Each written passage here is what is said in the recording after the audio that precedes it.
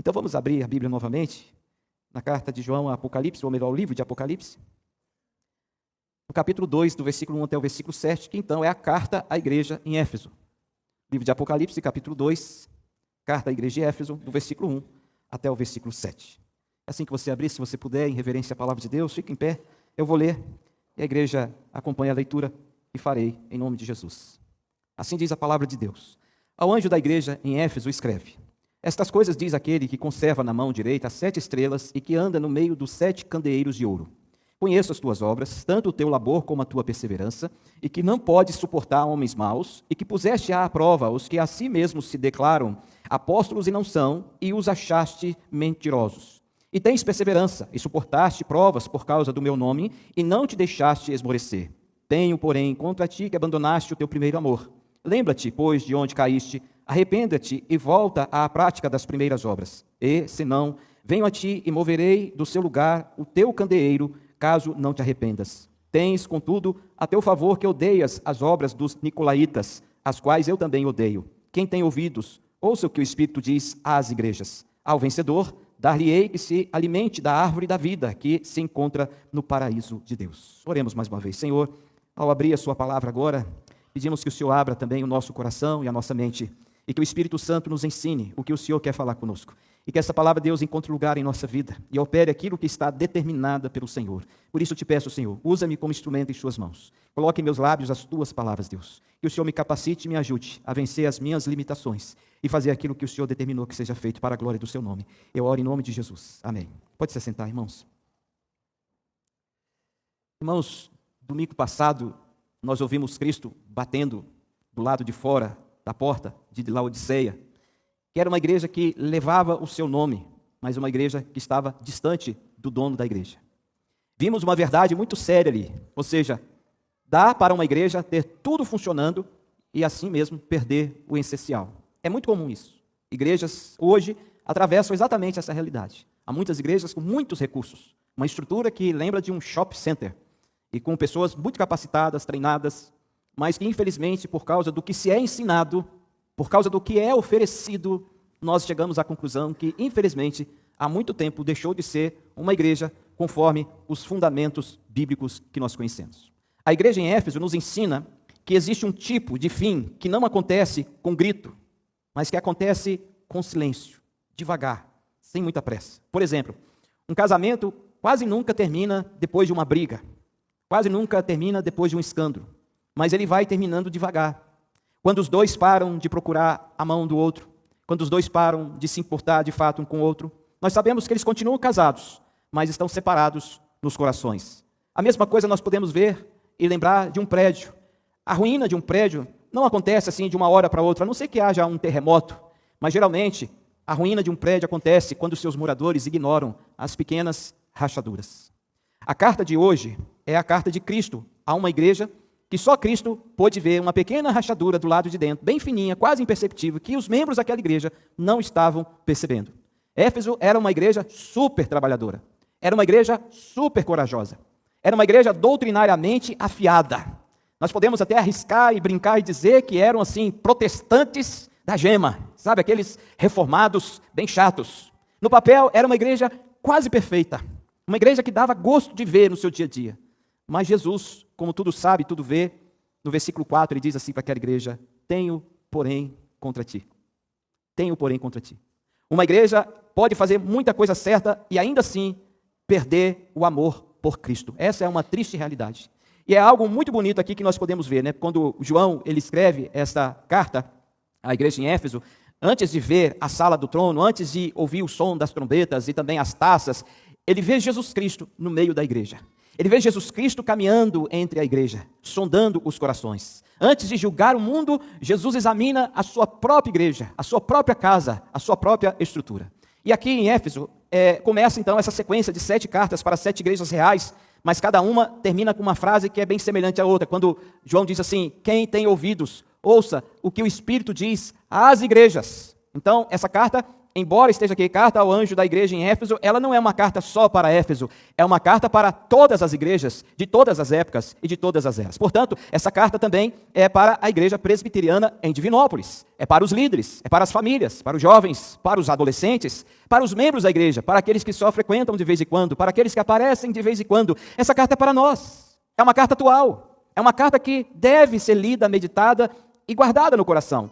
Porque nós vemos que essa igreja, ela estava realmente num contexto que era um contexto muito difícil para essa igreja, para se manter pura, zelosa, fiel e doutrinariamente afiada. Éfeso, a cidade de Éfeso, era uma cidade marcada pelo comércio e pela idolatria. Para se terem uma ideia, ali ficava o templo de Ártemis, ou como os romanos costumavam de chamar, a deusa Diana. E aquela cidade, aquele templo, que era um templo para uma capacidade aproximada de 50 mil pessoas, e não ficava vazio aquele templo, era cercado de um comércio de idolatria. Então a economia girava em torno de ídolos, de imagens e de pingentes, coisas que lembrassem então aquela deusa. Mas foi justamente ali, naquele contexto de um mundo de idolatria, de tantas coisas erradas aos olhos de Deus, que o evangelho floresceu e floresceu com força. Para você ter uma ideia também, o apóstolo Paulo pregou naquela cidade. E por ali ele ficou 3 anos treinando líderes. A escola de Paulo, o discipulado que Paulo realizou. Priscila e Áquila, também cooperadores do evangelho, também serviram ali naquela cidade. O jovem pastor Timóteo, discípulo de Paulo, que foi pastor dessa igreja em Éfeso. E segundo a tradição, o próprio João, que escreve esse livro de Apocalipse, também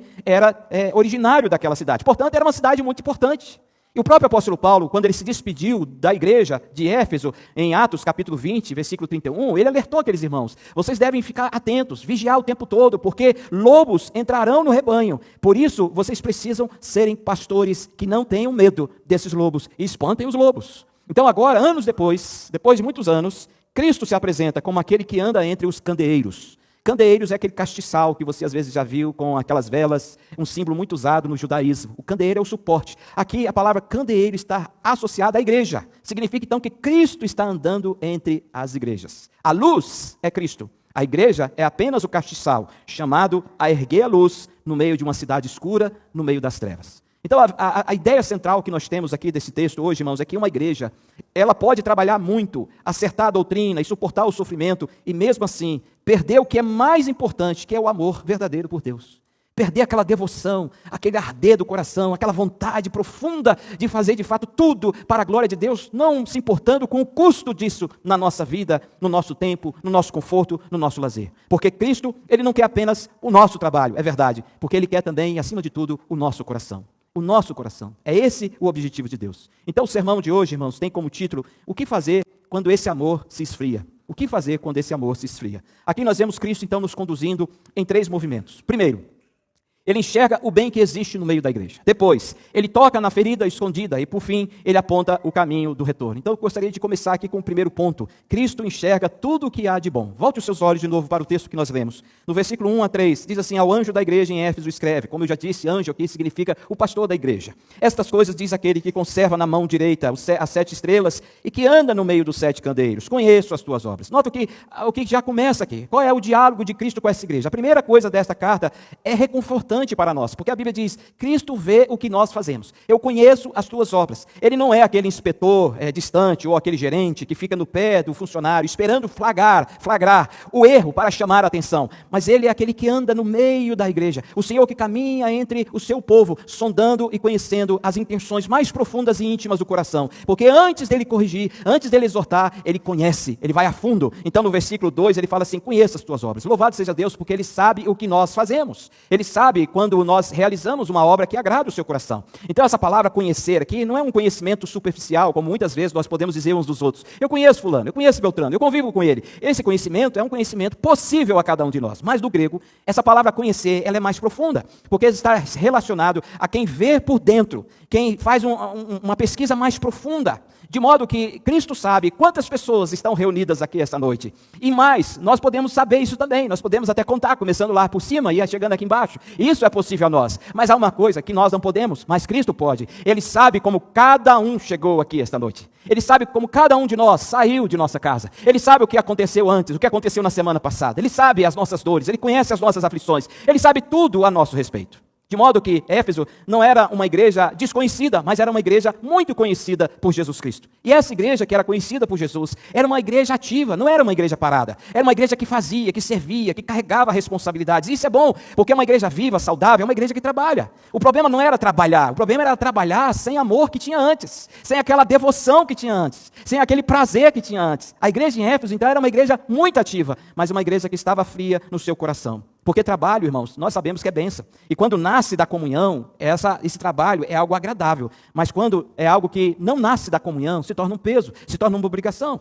É como, por exemplo, irmãos, uma casa que é muito bonita por fora, o jardim está impecável, a cerca pintada, ou o muro, quem sabe assim, a fachada está linda, mas lá dentro não há vida, não há mesa, não há comunhão. Muitas vezes, se nós não vigiarmos e orarmos como igreja, nós podemos chegar a essa situação. Então, em primeiro lugar, olha, Cristo conhece as nossas obras. Mas ainda no versículo 2, Jesus fala assim, conheço o teu labor. É interessante essa palavra. Aqui ele fala assim, eu conheço o cansaço de vocês. Eu sei o quanto vocês estão sobrecarregados. Eu sei o quanto vocês estão correndo de um lado para o outro. A palavra labor aqui no grego, que é kopos, significa o cansaço de quem trabalha até quase não aguentar. Não é aquele trabalho rotineiro que se levanta cedo, vai para o trabalho 8 horas, depois volta para casa. Não, é um trabalho que exige mais esforço ainda. É aquele trabalho que você quase não está aguentando mais, mas você tem que fazer. Então, Cristo vê também o cansaço dos seus servos na igreja, mas ele não o deixa virar frieza. Ele não deixa com que os seus servos venham se tornar frios por causa de um trabalho feito de forma mecânica. Nós sabemos, irmãos, que há um cansaço santo. E o que é esse cansaço santo? É aquele cansaço nascido do amor, que é um cansaço, muitas vezes, perigoso, porque nós temos que arriscar a nossa vida com o nosso testemunho, contar das maravilhas de Deus, e isso, nos dias atuais, é um risco.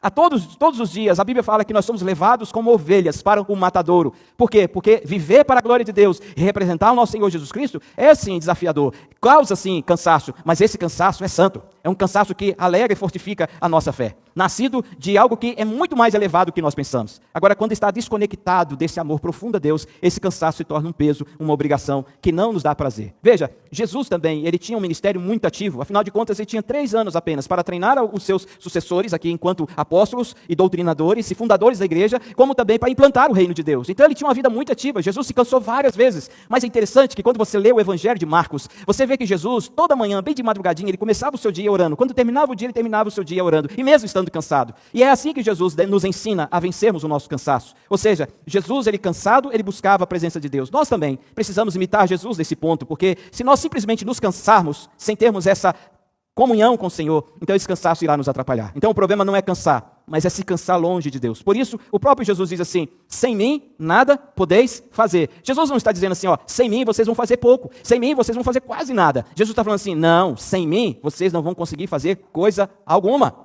Ah, pastor, mas eu já fiz tanta coisa para Deus e às vezes eu não tive esse cuidado todo, é verdade. Deus, na sua misericórdia, nos permite fazer tais coisas. Mas será que o que nós fazemos dessa forma glorificou o nome de Deus?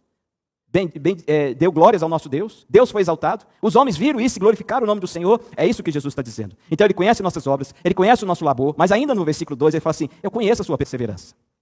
Nota que no versículo 2 ele fala assim, tanto o teu labor como a tua perseverança, por quê? Porque não pode suportar homens maus, e que puseste à prova os que a si mesmos se declaram apóstolos. Veja, Jesus conheceu e conhece a perseverança do seu povo. Ele conhece a nossa firmeza na fé. E aqui perseverança, no grego, significa permanecer debaixo do peso sem fugir. Perseverança é isso. Não é quando as coisas começam a ficarem difíceis, acho que eu vou procurar outro rumo, aqui está muito difícil. Não, perseverança é quando nós estamos debaixo do peso e não desistimos e não saímos ali. Então Éfeso suportou provas, foi perseguida. Éfeso estava num contexto de idolatria. Pregar o evangelho naquele contexto era assinar um atestado de morte. E mesmo assim eles suportaram tudo por causa do nome do Senhor Jesus e não desfaleceram. Mas essa perseverança sem o primeiro amor, irmãos, adoece. Essa perseverança sem o primeiro amor enfraquece a nossa fé e a igreja do Senhor. Éfeso continuava, mas algo havia ficado para trás. E aí no versículo 2 ainda, veja que apenas em um versículo a gente vê tantos ensinamentos. Jesus fala assim, puseste à prova os que se declaram apóstolos e não são. Além disso tudo, essa igreja era uma igreja de discernimento teológico profundo, era uma igreja zelosa, era uma igreja que era nota 10 na teologia, digamos assim. Era uma igreja que doutrinariamente era séria, porque ela provou os falsos apóstolos e ela os achou mentirosos.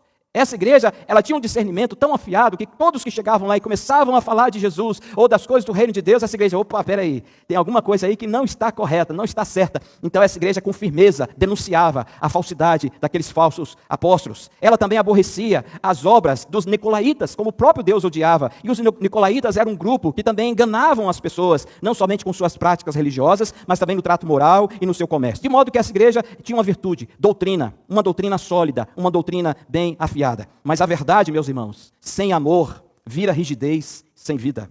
Ortodoxia sem amor é semelhante a uma lareira que você pinta na parede, e pinta muito bem pintado, parece até real, põe lá aqui aqueles foguinhos ali, mas em tempos de frio como esse, uma imagem como essa jamais irá nos aquecer, não é verdade? Então é assim também, quando nós temos muita doutrina, muita teologia, mas não temos esse amor, é como uma lareira pintada na parede, que não tem o seu cumprimento no seu objetivo. Meus irmãos, desse ponto aqui, o que nós podemos aprender? Podemos aprender que Cristo vê o seu esforço.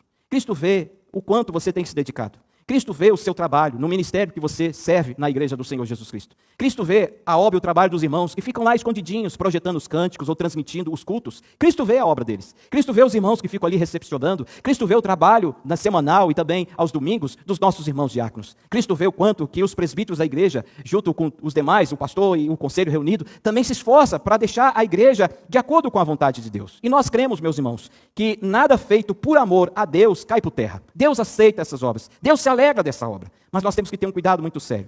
O mais ocupado, ou melhor, os mais ocupados na obra correm o risco de confundir movimento com vida. Movimento com vida.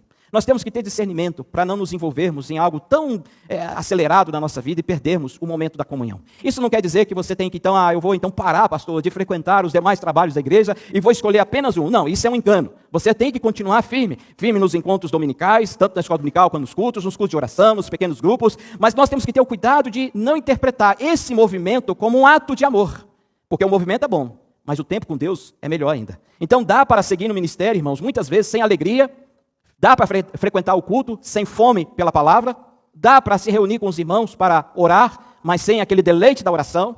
E nós, presbiterianos, que somos e amamos a boa teologia e devemos amar, nós também muitas vezes somos assim, apegados a essa teologia. E devemos nos apegar, com certeza. Mas nós temos que ter cuidado, porque dá para defender a doutrina da eleição sem nos humilharmos diante de Deus. Dá para nós defendermos a doutrina da soberania de Deus e mesmo assim vivermos ansiosos, preocupados, estressados com o dia de amanhã. Então, veja bem, dá para falar da palavra de Deus sem muitas vezes termos prazer nessa palavra. Então, a pergunta que nós temos a nos fazer à luz desse ponto não é se eu estou trabalhando na obra de Deus. Não é se eu estou fazendo alguma coisa. É se o que eu estou fazendo é para a glória de Deus. E se o que eu estou fazendo é um culto, é uma devoção a Deus. Seja nas tarefas mais, aos nossos olhos, insignificantes, porque eu creio que não há uma tarefa sequer que seja importante aos olhos de Deus quando realizado para a glória de Deus. Todos nós temos que ter isso em mente. Não importa o que você faça na igreja. Não importa se você aparece no púlpito, ou se você trabalha lá no esconderijo, ou se você atua nos bastidores, ou se durante a semana você faz alguma coisa que ninguém sabe, ninguém vê. Lembre-se, Cristo conhece as tuas obras. Então você deve fazer isso com alegria, com devoção. Todas as tarefas, todos os trabalhos são significativos aos olhos do Senhor. Você crê nisso, irmão? Então aqui nós vemos o quanto Jesus elogiou essa igreja. Nós vimos a parte do elogio. Ou seja, o médico elogiou a aparência do paciente. Mas depois ele pegou o exame de sangue. Aquele que mostra o que os olhos não veem. Aí o rosto do médico mudou. E foi isso que aconteceu. Veja o versículo 4. Jesus, depois de elogiar essa igreja, encher a bola dessa igreja, demonstrar as obras maravilhosas que aquela igreja estava fazendo. Versículo 4 ele diz assim: tenho, porém, contra ti que abandonaste o quê? O primeiro amor. Então, em segundo lugar, Cristo toca a ferida que ninguém via. Lembre-se daquela rachadura fininha que estava dentro da igreja, que ninguém via. Mas Jesus, que está passeando entre a igreja, sondando os corações, ele viu a rachadura.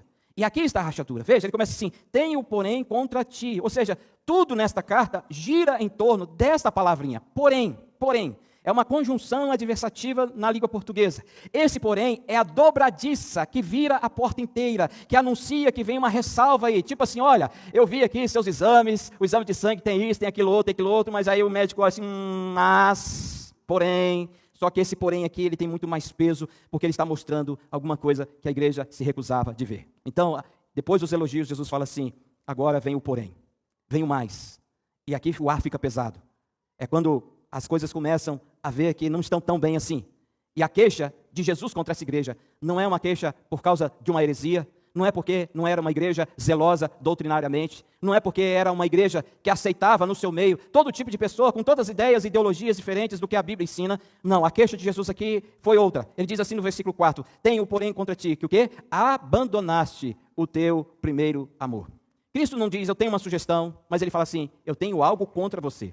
E a linguagem que Jesus usa aqui não é uma linguagem para esmagar aquela igreja, para mostrar para aquela igreja que na aliança, que Cristo é o noivo e a igreja é a noiva, a parte da noiva estava por fazer, estava deficiente, estava com algum problema. Jesus fala assim, olha, vamos sentar e vamos conversar, porque na nossa aliança, no nosso relacionamento, tem alguma coisa aí que não está funcionando. Eu tenho amado você sacrificialmente, mas você não está correspondendo esse amor que eu tenho demonstrado por você. É mais ou menos isso. E aí então Jesus ele começa a falar, tenho contra ti que abandonaste o primeiro amor. E o que é esse primeiro amor? Não é uma emoção, mas é uma devoção. O primeiro amor não é só uma empolgação do começo, sabe? Muitas vezes a gente pensa assim, o recém-convertido, ele está ali todo ativo, vibrando com o Senhor, não perde uma programação, está orando. Aí muita gente fala assim, está vivendo o primeiro amor. Mas esse não é, de fato, o primeiro amor que Jesus está falando aqui, a igreja de Éfeso. O primeiro amor aqui que está dizendo é colocar Cristo em primeiro lugar em tudo. Jesus está falando, é quando a oração não é uma tarefa a ser praticada, mas sim é a respiração do crente. É quando o culto não é um evento, mas é um encontro com Deus. É quando a palavra não é um conteúdo, mas é um pão de Deus que Ele oferece para a igreja se alimentar. Então, quando fala que o seu primeiro, é o primeiro amor do começo, e o amor que vem antes de tudo, é aquele amor que aproxima a pessoa de Deus. Deus, então, fala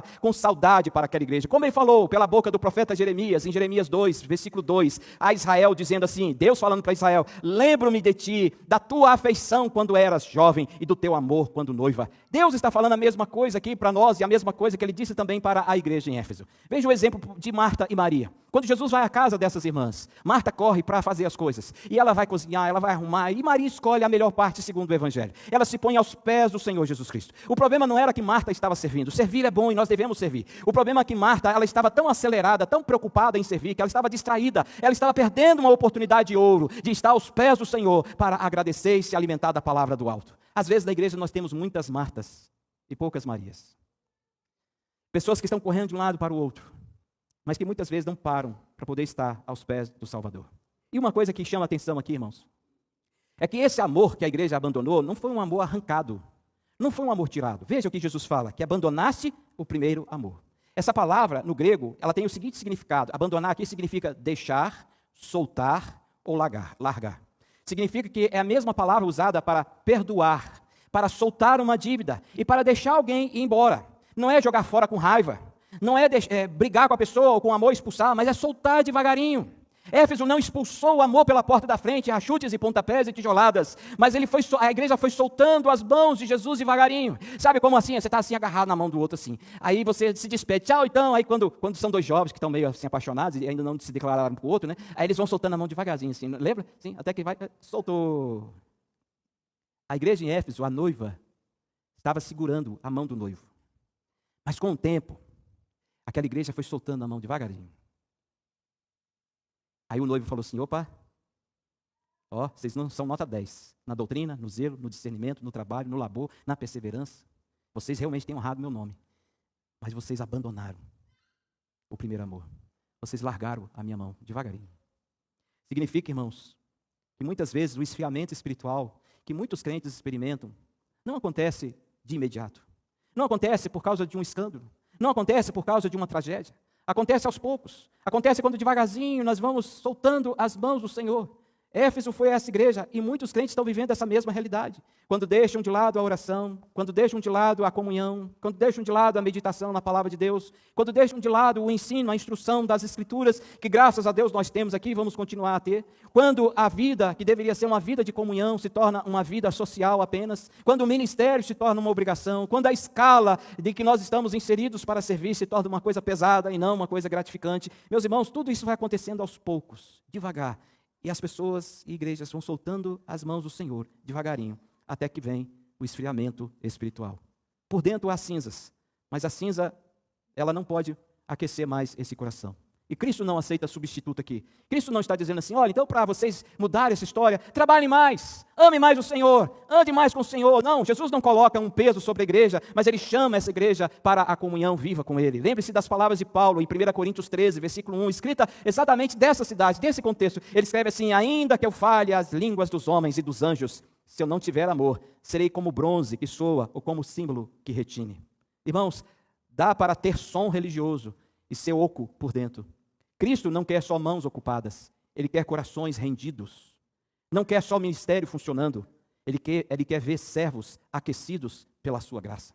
Quem sabe você tem andado assim um tanto distante, tem até frequentado alguns trabalhos, tem feito alguns serviços na igreja, mas quem sabe o seu coração está distante do Senhor. Já não há mais aquele amor como existia antes. Muitas vezes pessoas até gostam da música, gostam da palavra, frequentam o culto, mas o coração está estranho, distante do Senhor. E Jesus, de uma forma amorosa, Ele nos convida a esse relacionamento. Todos nós, irmãos, somos chamados a vigiar e orar. Pastor, presbítero, diácono, jovens que nasceram na igreja, pessoas que estão servindo ao Senhor, todos nós, se não vigiarmos, poderemos cair no mesmo problema da igreja em Éfeso e nos esfriar espiritualmente. Então, nós devemos sempre nos perguntar: Senhor, a sua palavra ainda me incomoda? A sua palavra ainda mexe comigo? A sua palavra ainda fala ao meu coração? A oração para mim ainda tem urgência? É algo importante? Meus irmãos, eu não pergunto se você trabalha para Deus aqui. Eu estou perguntando se você está fazendo o que você está fazendo com alegria e devoção no seu coração. Não importa se é só aqui, mas lembre-se disso no seu trabalho, que amanhã cedo que você vai encontrar seus amigos, que você vai passar a semana com eles, ou seus colegas de trabalho. O seu trabalho tem que ser um ato de adoração a Deus. E você deve fazer com alegria, não murmurando, com alegria, não com queixa, com alegria, não criticando, porque é dali que Deus te dá o sustento, é dali que Deus te ajuda a pagar suas contas, é dali que Deus te dá o pão de cada dia. Então comece o seu dia, o seu trabalho, glorificando a Deus. Isso também é trazer de volta o primeiro amor ao nosso coração. Então aqui nós vimos a segunda parte desse sermão. Veja, mas graças a Deus, né, irmãos, essa carta ela muda de tom. Cristo não toca na ferida para humilhar o paciente, Ele toca para curar. E em seguida, Ele oferece a cura. Volta os seus olhos para o versículo 5.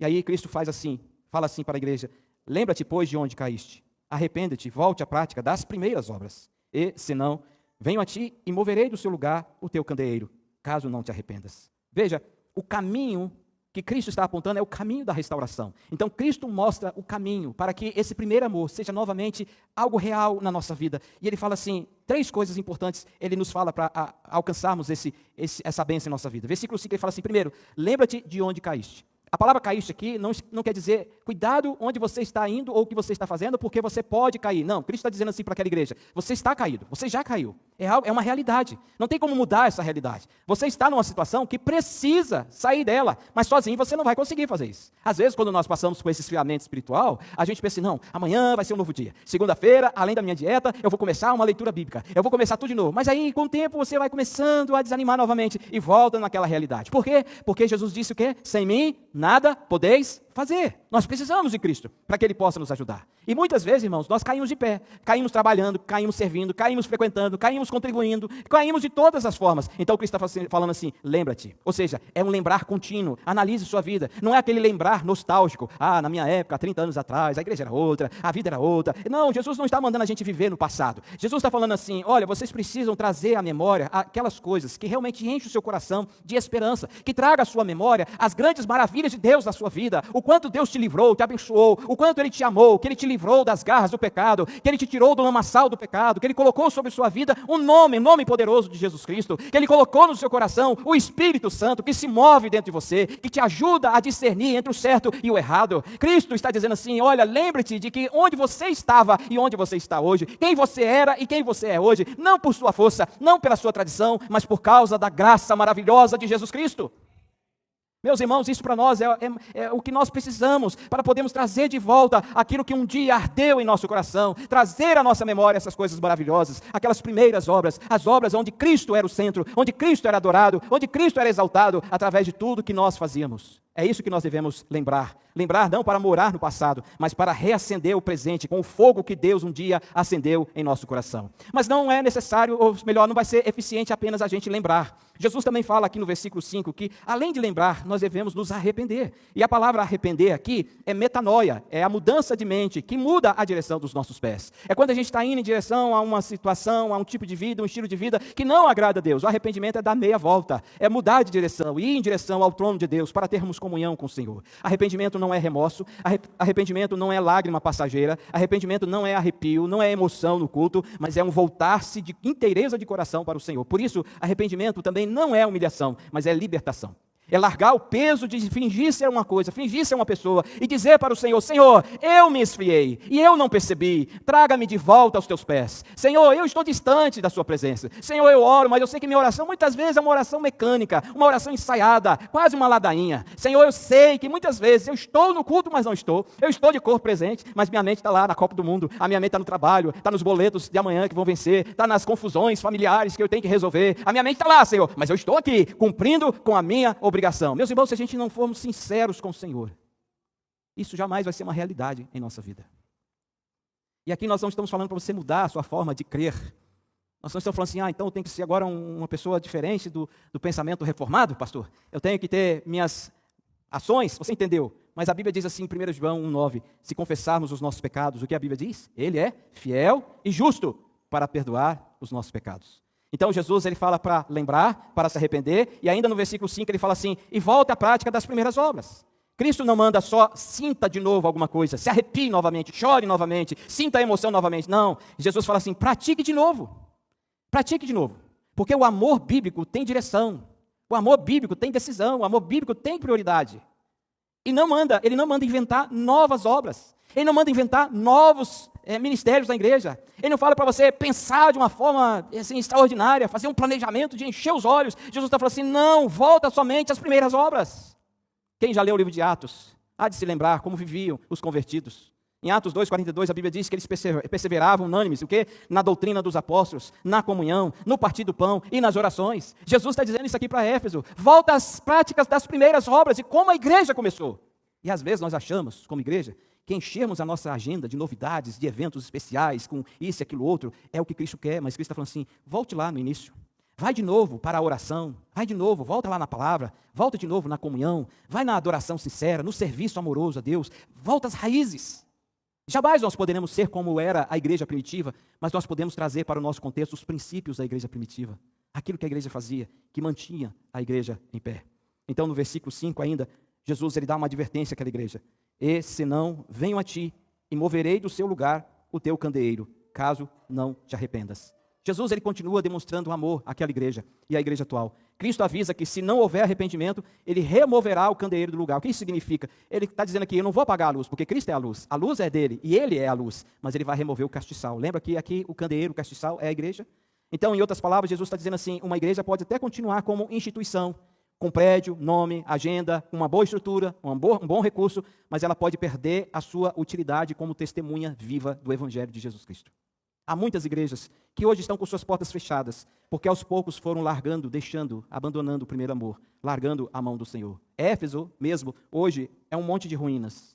É um monte de ruínas. E as pedras que lá estão, elas são testemunhas daquilo que Cristo disse àquela igreja nos dias de João. Mas graças a Deus que o nosso Cristo é tão maravilhoso que ele não nos deixa apenas na advertência. Veja o versículo 7. Quem tem ouvidos, ouça o que o Espírito diz. Qual é a promessa? Vamos ler? Ao vencedor dar-lhe-ei que se alimente da árvore da vida, que se encontra no paraíso de Deus. Depois do aviso, vem a promessa. Ao vencedor dar-lhe-ei que se alimente da árvore da vida. A árvore da vida, que havia sido perdida lá no Éden, ela reaparece agora no paraíso restaurado. O que Adão perdeu, Cristo recupera. O que o pecado fechou, Cristo reabre. Mas o caminho para que isso aconteça era o caminho que Deus havia estabelecido antes da fundação do mundo, para salvar os seus eleitos. Conforme Romanos 5,8, Deus prova o seu próprio amor para conosco, pelo fato de ter Cristo morrido por nós. Para recuperar aquilo que havia sido perdido, para reacender aquilo que havia sido apagado, para reabrir o que estava fechado, foi necessário que Jesus Cristo morresse na cruz por cada um de nós. Foi necessário que ele derramasse o seu sangue para nos reconciliar com o Pai, para que pudéssemos receber dele a sua graça. Meu irmão, não espere a igreja inteira reacender para você voltar ao primeiro amor. Comece hoje e comece pelo coração, na ordem que o texto exige e ensina. A memória desperta a santidade desperta o arrependimento e o arrependimento devolve a comunhão com o Pai. Lembre-se das primeiras obras, confesse a frieza, volte com devoção e alegria aos pés do Senhor Jesus. Quando uma fogueira ela começa a se apagar e as brasas estão ali, nada vai acontecer se você chegar perto daquela fogueira, ver aquelas brasas vermelhinhas e dizer assim para a fogueira: fogueira, acende de novo, estou com frio, cadê o fogo? Não, o que você tem que fazer? Você vai lá, pega mais lenha, prepara a lenha, encaixa certinho entre as brasas, sopra, e aí o que acontece? Novamente o fogo aparece. Então, o que isso nos ensina? Que tem a obra de Deus na nossa vida. a soberania do Senhor pela sua graça, mas tem também a nossa responsabilidade de fazermos aquilo que é preciso fazer. Em conclusão, meus irmãos, George Whitefield, que foi um dos reformadores na Inglaterra, ele disse o seguinte: um sermão pobre é aquele que não produz nenhuma ofensa, aquele que não deixa o pecador indignado consigo mesmo ou indignado com o pregador. Se essa palavra incomodou você, então ela cumpriu o seu papel. O incômodo não veio para te esmagar, longe disso, mas o incômodo veio para te levar para mais perto ainda de Cristo. Eu poderia terminar aqui o sermão dizendo assim: ame mais a Jesus, trabalhe mais nos ministérios da igreja, mas isso seria colocar mais peso ainda numa alma cansada, num coração sobrecarregado, aflito, talvez até sem esperança. Mas a boa notícia que nós temos aqui, irmãos, ela é mais profunda, ela é mais real e ela está ao nosso alcance. A boa notícia é que o nosso amor pode voltar, porque o amor de Cristo por nós jamais se esfriou. Jamais se esfriou. O nosso amor pode muitas vezes ter se esfriado, mas nós temos o caminho ainda pavimentado pela graça e pelo amor do Senhor Jesus Cristo, que está lá com seus braços abertos, aquecido, cheio do poder que só Ele tem como Deus, nos chamando novamente para experimentarmos o que Ele um dia já operou na nossa vida, e por algum motivo nós fomos deixando, abandonando, porque, meus irmãos, esse amor é possível porque Ele nos amou primeiro, e Ele continua nos chamando: volta, filho meu, volta para a comunhão, volta para os meus pés, vamos andar juntos, vamos caminhar com alegria, sem soltar a mão um do outro. Enquanto Éfeso, irmãos, soltava a mão de Cristo, Cristo estendia as suas mãos naquela cruz, dizendo com alto e bom som o quanto que Ele amava aquela igreja, e esse mesmo Cristo continuou com as mãos estendidas para a igreja presbiteriana em Divinópolis, dizendo: volta, meus filhos, a essa comunhão profunda, ouça o que o Espírito está falando à igreja, arrependa-te, lembra-te e volte à prática do primeiro amor. É o que Cristo está falando, é o que o Espírito Santo está nos ensinando aqui. Não é obra nossa, mas é obra do Espírito Santo, porque o fogo é de Deus, mas nós temos que ser esse instrumento à disposição desse Espírito para dizer: aqui estou, Senhor, aqui estou de mãos vazias, aqui estou, Senhor, sem pressa, aqui estou sem urgência, aqui estou, Senhor, não por uma necessidade, uma obrigação, mas porque eu quero ter uma comunhão mais profunda com o Senhor. Eu quero fazer algo para o Senhor, na sua obra, na sua igreja, lá no meu trabalho, onde eu convivo com as pessoas, de modo que as pessoas possam dar glórias a Deus, porque elas verão que há um amor profundo em meu coração, por tudo que eu faço para a glória de Jesus. Se você orar pedindo a Deus para reacender isso no seu coração, acredite, Ele vai reacender. Cristo ainda está no meio da igreja. Cristo está aqui sondando o nosso coração. Lembre-se do filho pródigo, que quando ele resolve, se arrepende e dá meia volta e volta para casa, lá estava o seu pai o esperando de braços abertos. Volte, porque o Espírito sopra, Cristo recebe e o Pai abraça. Nós vamos terminar, irmãos, orando, cantando orando. É uma canção que é uma oração, é uma declaração de socorro, é uma confissão diante de Deus. Eu gostaria de convidar você para cantar essa canção como se fosse a sua oração esta noite, falando com Deus: Senhor, me ajude a voltar ao primeiro amor, a voltar às primeiras obras, a glorificar o Senhor com a minha vida, com os meus dons, com os meus talentos. Então,